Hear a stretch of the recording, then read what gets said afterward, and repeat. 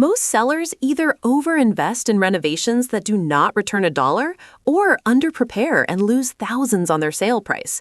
Here is exactly what to fix and what to leave alone. First, the fix list. Prioritize anything a buyer will use to negotiate: leaking faucets, running toilets, broken handles, and scuffed walls. These are low-cost, high-impact fixes. Replace every single burnt-out light bulb. Dark rooms photograph badly and feel neglected. Fresh, neutral paint is your single highest return investment. Ensure all appliances work and get the home professionally cleaned, inside and out. First impressions are critical. Now, what to leave alone? Skip the full kitchen or bathroom renovation. The return rarely justifies the cost, and buyers want to choose their own style. Don't replace flooring unless it's severely damaged. A credit is more appealing. Avoid major additions and any bold niche designs that shrink your buyer pool.